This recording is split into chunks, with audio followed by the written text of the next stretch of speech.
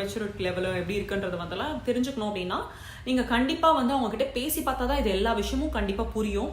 And நான் இது எதுக்கு சொல்கிறேன்னா, கல்யாணன்றது வந்து அது உங்களோட பர்சனல் லைஃப், உங்கள் டெசிஷன் தான், நான் இல்லைன்னு சொல்லலை.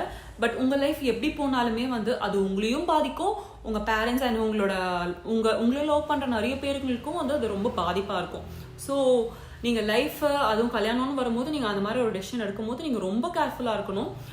ஸோ நான் கல்யாணம் பண்ணிக்கிறதுக்கு முன்னாடி நீங்கள் என்ன மாதிரி விஷயத்தெல்லாம் வந்து நீங்கள் அவங்ககிட்ட பேசிக்கிறதுன்றதை வந்து இப்போ பார்க்கலாம். இப்போ நீங்கள் கல்யாணத்துக்கு அப்புறம் வேலைக்கு போக போகிறீங்க, இல்லை வேலைக்கு போக போகிறது இல்லைன்ற ஒரு டெசிஷன் நீங்கள் எடுத்திருக்கீங்க அப்படின்னா, ஸோ இந்த மாதிரியான ஒரு விஷயத்தெல்லாம் உங்கள் பார்ட்னர்கிட்டே நீங்கள் கல்யாணத்துக்கு முன்னாடியே பேசிக்கிறதுன்றது ரொம்ப நல்லது. ஏன்னா உங்கள் ஃபைனான்ஸும் அவங்க எதிர்பார்க்குறாங்களா, என்ன கேட்டால் வந்து 2 பேரும் mutual contribution to the family is more important தான் சொல்வேன். ஸோ இப்போ அவங்க வந்து ஃபார் எக்ஸாம்பிள் இப்போ அவங்க வந்து வீட்டு வாடகை கட்டுறாங்கன்னா நீங்கள் வந்து வீட்டு மளிகை சாமான் வாங்கி போடுறதுல வந்து நீங்கள் வந்து ஒரு கான்ட்ரிபியூட் பண்ணலாம். அதே மாதிரி படிப்பு செலவு, குழந்தைன்னு ஒன்று பிறந்துச்சுன்னா 2 பேருமே வந்து படிப்பு செலவுக்கு கான்ட்ரிபியூட் பண்ணுறதுன்றது இருக்கலாம்.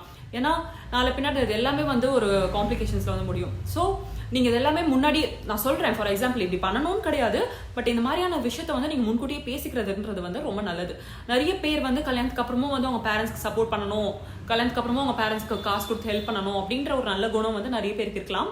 அது வந்து எத்தனை பேருக்கு வந்து அதை வந்து ஏற்றுக்கிற ஒரு மனப்பான்மை இருக்குன்றது வந்து நம்மளுக்கு தெரியாது. ஸோ நீங்கள் கல்யாணத்துக்கு அப்புறம் பரவாயில்ல நம்ம பேரண்ட்ஸ் தான் நம்ம பண்ணிக்கலாம் அப்படின்னு நீங்கள் நினச்சிக்கலாம்.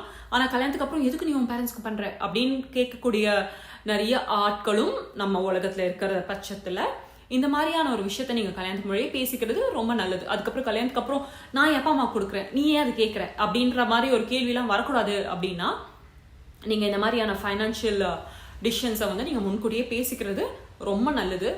இது வந்து நிறைய காம்ப்ளிகேஷன்ஸை வந்து தவிர்க்கும்ன்றதை வந்து நான் நம்புகிறேன். And more over